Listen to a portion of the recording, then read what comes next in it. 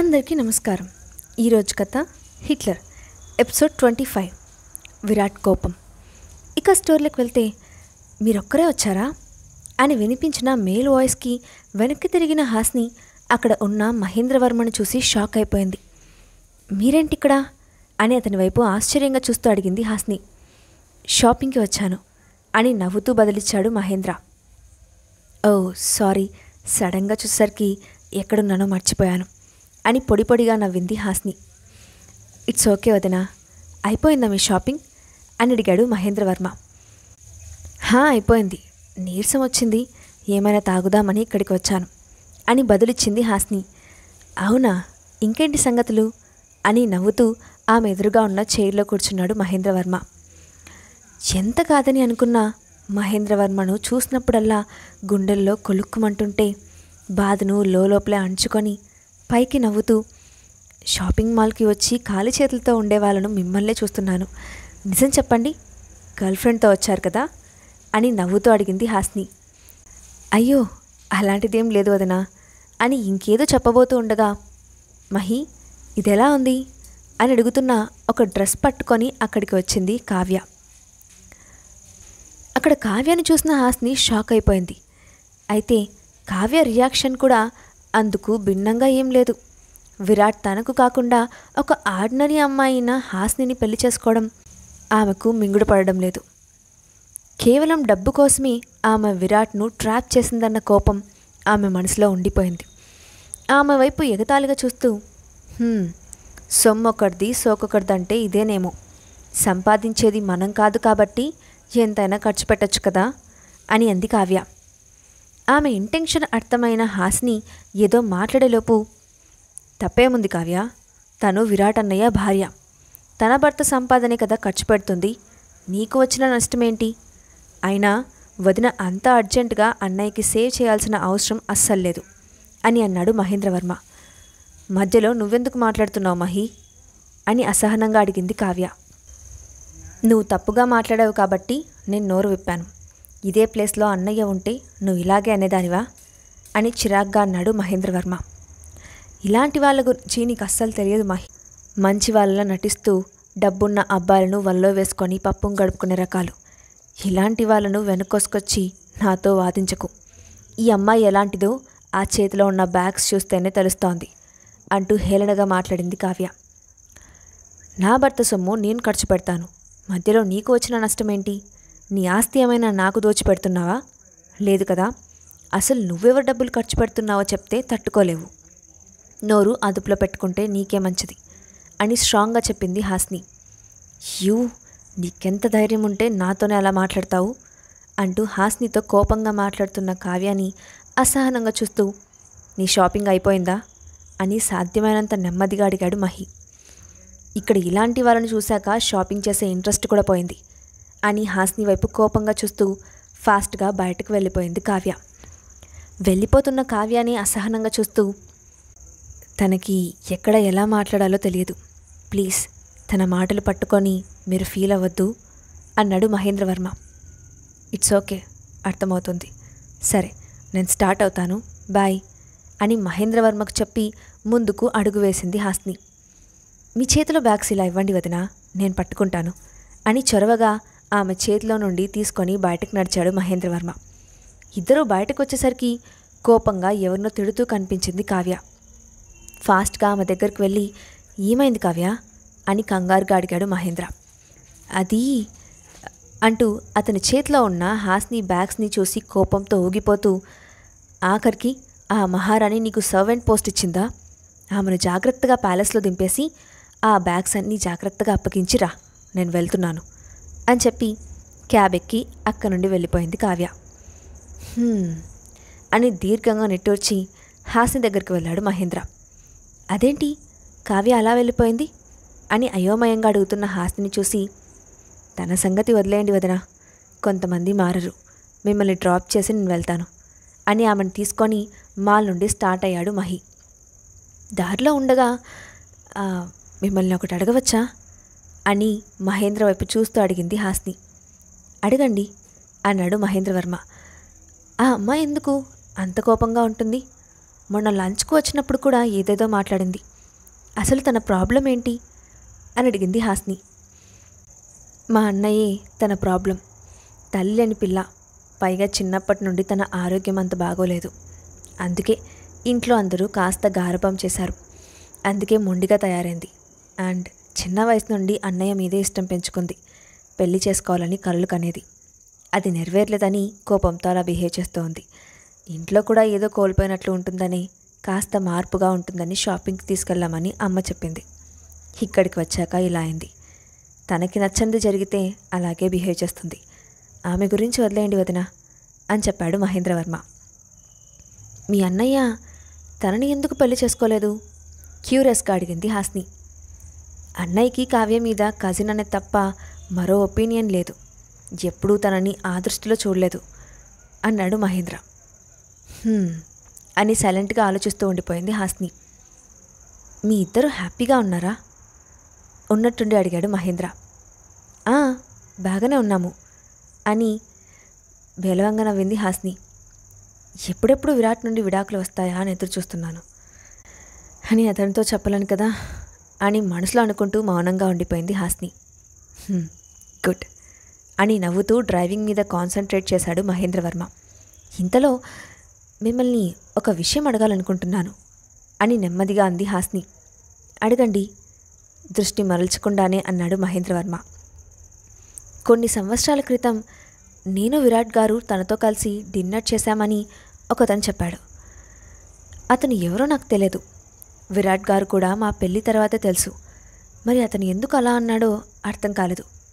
రక్షిత్ గారు కూడా నన్ను చూస్తూ ఉంటే ఎవరివో పోలికలు కనిపిస్తున్నాయి అంటున్నారు. నిజమేనా? ఈ విషయంలో మీకు తెలిసినది ఏమైనా ఉంటే చెప్తారా అడిగింది హాస్ని. బహుశా పొరపాటు పడినట్లున్నారు సింపుల్గా చెప్పేశాడు మహేంద్ర. ఇంతలో వాళ్ళ కార్ ప్యాలెస్లోకి ఎంటర్ అయింది. అదే సమయంలో విరాట్ కూడా వచ్చాడు. కార్ దిగి వెనక్కి చూసిన హాస్నికి తనని సూటిగా చూస్తూ కనిపించాడు విరాట్. అతని ముఖంలో కోపం కాకుండా ఇది అని చెప్పలేని భావన కనిపించింది. అతని చూపు హాస్ని గుండెల్లో వణుకు పుట్టింది.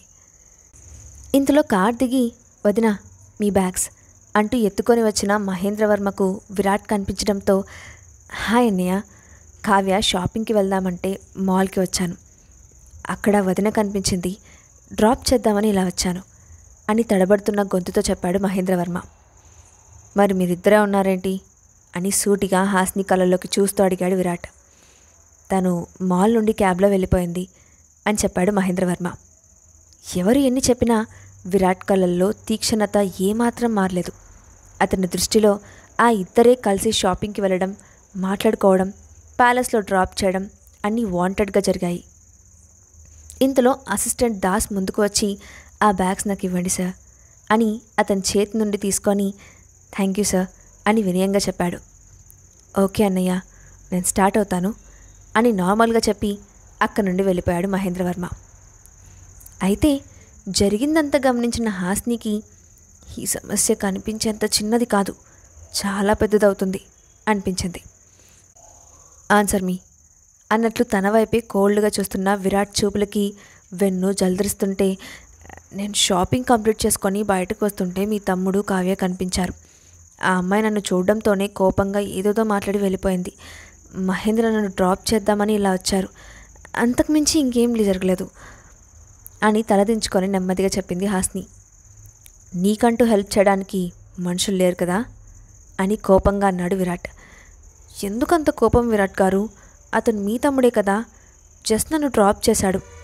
అందులో ఏముందని అంత సీరియస్గా రియాక్ట్ అవుతున్నారు అసహనంగా అంది హాస్ని. షటప్ అంటూ ఆమెను 2 చేతులతో లిఫ్ట్ చేసి లోపలికి తీసుకెళ్లి సోఫాలో విసిరేశాడు. ఒక్కసారిగా అతను అలా విసిరేయడంతో నడుము నొప్పి చేసి అమ్మా అని మూలిగింది. కొద్దిసేపటికి తేరుకొని మీకేమైనా పిచ్చా అని అరుస్తూ సోఫాల నుండి పైకి లేచి విరాట్ వైపు కోపంగా చూసింది. నువ్వేం చేశావో నీకు తెలియదా అని ఆమె చుట్టూ తిరుగుతున్న బేస్ వాయిస్తో అడిగాడు విరాట్. అసలు ఏం చేశానని ఇలా ప్రవర్తిస్తున్నారు? ఏమీ లేని దానికి ఏదో ఊహించుకొని రాక్షసుల్లా బిహేవ్ చేయకండి అని విరాట్ వైపు సీరియస్గా చూస్తూ అంది హాస్ని. నేనేమనుకుంటున్నానని నీ ఉద్దేశం? డీప్ వాయిస్తో అడిగాడు విరాట్. అతని వాయిస్లో వినిపిస్తున్న బేస్కి ఒళ్ళంతా షివరింగ్ వస్తుంటే, నేనేం వాడిని మీట్ అవ్వలేదు. తనే నన్ను చూసి వచ్చాడు. అక్కడ ఏం జరగలేదు అని భయంగా అంది హాస్ని.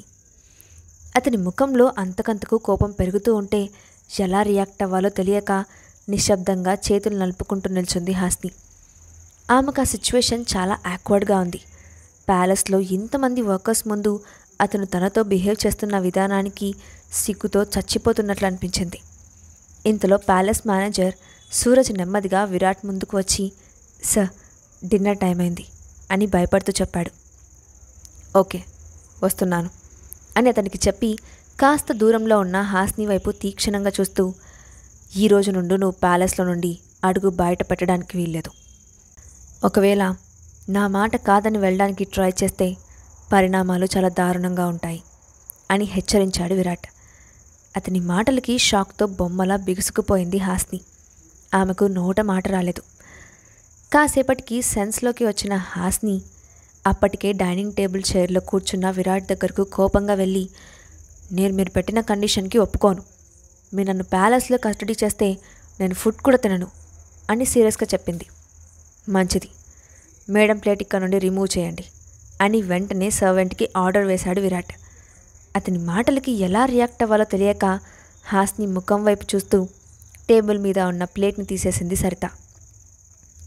ఓకే, నీకు తినడం ఇష్టం లేదన్నావు కాబట్టి ఇక్కడ నిల్చొని సైలెంట్గా నేను తింటూ ఉంటే వాచ్ చేయి అని ఆర్డర్ వేశాడు విరాట్. నేనెందుకు చూడాలి, నేను అస్సలు చూడను అని కోపంగా చెప్పి ముఖం తిప్పుకుంది హాస్ని.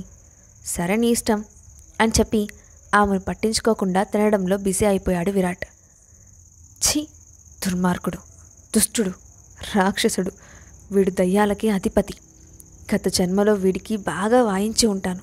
అందుకే ఈ జన్మలో నా మీద పగ తీర్చుకుంటున్నాడు. నాకు ఇష్టమైన ఫుడ్ ఐటమ్స్ అన్నీ ఎదురుగా పెట్టుకొని ఏదో కరువు ప్రాంతం నుండి వచ్చినట్లే ఎలా తింటున్నాడు చూడండి అని నోట్లోనే తిట్టుకుంటూ ఉంది హాస్ని. అయితే విరాట్ మాత్రం కావాలని హాస్ని ఇష్టంగా తిన్న ఐటమ్స్ సర్వ్ చేసుకొని ఒక్కో దాని రుచిని ఆస్వాదిస్తూ ఆమెను ఊరిస్తూ నిదానంగా ఇష్టంగా తింటున్నాడు. అతను తినే పద్ధతి చూసి హాస్నికి నోట్లో నీళ్లు ఊరిపోయాయి. చూడకూడదు అనుకుంటూనే అతని ప్లేట్లో ఉన్న ఫుడ్ వైపు చూస్తూ గుట్కలు మింగుతూ నిల్చుంది హాస్ని. ఇక తినాలనే కోరికను కంట్రోల్ చేసుకోలేకపోయింది. వెంటనే డైనింగ్ టేబుల్ దగ్గరికి వెళ్ళి ప్లేట్ తీసుకొని ఫుడ్ సర్వ్ చేసుకోబోయిన హాస్ని చేతిని గట్టిగా పట్టుకొని ఆపేశాడు విరాట్. నా చెయ్యి ఎందుకు పట్టుకున్నారు, వదలండి అని అరుస్తూ అతని పట్టు నుండి తన చేతిని లాక్కునే ప్రయత్నం చేసింది హాస్ని. నువ్వు తినడానికి వీల్లేదు అని స్పష్టంగా చెప్పాడు విరాట్. నన్ను తినొద్దని చెప్పడానికి మీరెవరు? ఖచ్చితంగా తింటాను, ఎవరు ఆపుతారో చూస్తాను అని పంతంగా అంటున్న హాస్ని చేతిని మరింత గట్టిగా నొక్కాడు విరాట్.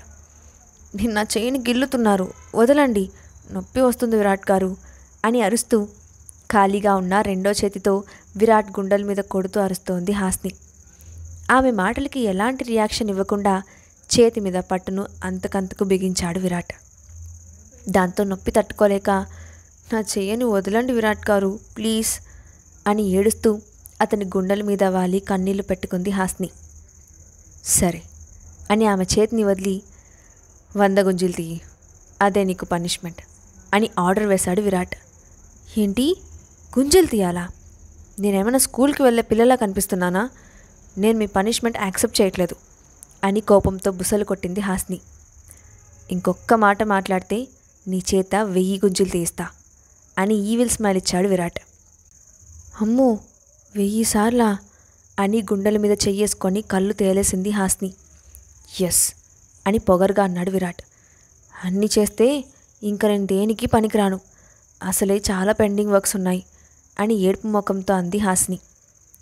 ఏం పర్లేదు, స్టార్ట్ చేయి అని ఆమె నడుమును గట్టిగా గిల్లి ఆర్డర్ వేశాడు విరాట్. ఆల్రెడీ పనిష్మెంట్ ఇచ్చారు కదా, ఇప్పుడు అక్కడెందుకు పిన్ చేశారు అని ఉక్రోషంగా అడిగింది హాస్ని. అంతేనా, ఇంకేం లేదా అని రాగం తీసింది హాస్ని. 1000 సార్లు పనిష్మెంట్ ఉంది టక్కునన్నాడు విరాట్. సరే, అన్ని చేయాలంటే ఎనర్జీ కావాలి కాబట్టి ఫుడ్ తినేస్తాను అని టేబుల్ మీద ఉన్న డిషెస్ వైపు ఆశగా చూస్తూ అడిగింది హాస్ని. నో వే, స్టార్ట్ చేయి, ఇప్పటికే చాలా ఆలస్యమైంది అని కోపంగా అన్నాడు విరాట్. అని రాగాలు తీస్తూ 100 గుంజీలు పూర్తి చేసి ఆయాసపడుతూ చైర్లో కూర్చుంది హాస్ని. ఇంతలో ప్లేట్లో ఫుడ్ని పెట్టుకొని ఆమె దగ్గరకు వచ్చింది సరిత. నాకు తినే ఓపిక లేదు సరిత, ప్లీజ్ తీసుకెళ్ళిపో అని ఆపసోపాలు పడుతూ చెప్పింది హాస్ని. ఫుడ్ తినకపోతే మళ్ళీ అరగంట పాటు గోడ కుర్చీ వేయాలి అని సీరియస్గా అన్నాడు విరాట్. ఏంటి అని విరాట్ను ఏదో రాక్షసుని చూసినట్లు చూస్తూ వణికిపోయింది హాస్ని. ఇప్పుడు హాస్ని ఫుడ్ తింటుందా? విరాట్ రియాక్షన్ ఏంటి? నెక్స్ట్ పార్ట్లో చూద్దాం. ఈ స్టోరీ అప్డేట్ ఎలా ఉందో కింద కామెంట్ బాక్స్లో మీ ఒపీనియన్ని షేర్ చేయండి. Thanks for watching.